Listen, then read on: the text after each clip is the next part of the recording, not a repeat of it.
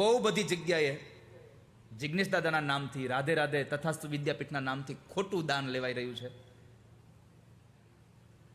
મારી સાથે ક્યાંય કથામાં કોઈ જગ્યાએ મળવા આવીને મારી હારેનો ફોટો પડાવી અને પછી બધાને શેર કરી દે કે હું દાદાની નજીક છું અને દાદાનું આ કામ છે એટલે તમે અહીંયા આ પૈસા મોકલી આપો, આ કરી આપો. મારી તમને ખૂબ પ્રાર્થના છે, કોઈને ક્યારેય પણ પર્સનલ ફોન કરીને તથાસ્તુ વિદ્યાપીઠ કહેતું જ નથી કે તમે દાન આપો. ક્યારેય નથી કહેતા અમે તમે દાન આપો. કથા હોય ત્યારે કથામાં જાહેર થતું હોય છે કે જેને દાન લખાવવું એ લખાવી શકે. તથાસ્તુ વિદ્યાપીઠ માટે કાંઈ પણ તમારે સંપર્ક કરવો હોય તો એલઈડી સ્ક્રીનમાં જે આ 4 નંબર આપ્યા છે, દાન અથવા અન્ય માહિતી માટેનો સંપર્ક, આ 4 નંબરમાંથી જ તમારે સંપર્ક કરવો. આના સિવાયના કોઈ પણ નંબર ઉપર તમે વાતચીત કરીને કાંઈ પણ દાન મોકલાવશો તો એ જિમ્મેદારી તમારી હશે. અને કથા માટે કાંઈ પણ સંપર્ક હોય તો માત્ર ને માત્ર મારો નાનો ભાઈ ભાર્ગવ જ હેન્ડલ કરે છે.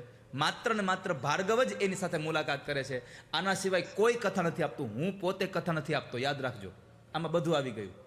હું પોતે કથાની તારીખ નથી આપતો. કથાની તારીખ માટે તમારે ભાર્ગવને જ મળવું પડે છે, કારણ કે એ બધી જ કથાની વ્યવસ્થા એ જોતો હોય છે. માટે કોઈ એમ તમને કહે કે હાલો હું દાદાની કથા માટે તમને આ બધું કરાવી દઉં, તો ખોટા ભરમાઈને ક્યારેય જતા નહીં. તમારે પહેલાં ભાર્ગવને મળવું. એનો નંબર પણ મેં આમાં અપાવડાવ્યો છે.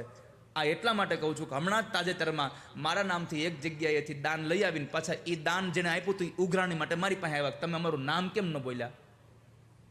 મેં કીધું તમે દાન આપો તો નામ બોલું ને. તો અમે તો દાન આપ્યું ને તમને. મેં કીધું અમારા સુધી પહોંચ્યું નથી. પછી એણે નંબર બતાવ્યો, મેં આ નંબરમાં આપ્યું, જોઈ લો. મેં કીધું અમારી પાસે છે આ નંબર ક્યાંય.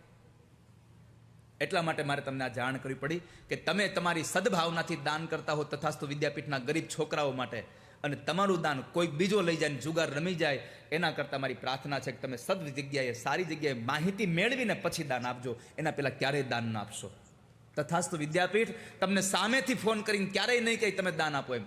કથાઓના માધ્યમથી જ જ્યારે દાન લેવાતું હોય છે, કથાઓના માધ્યમથી જ તમને જ્યારે માહિતી અપાતી હોય છે, ત્યારે બધું થતું હોય છે.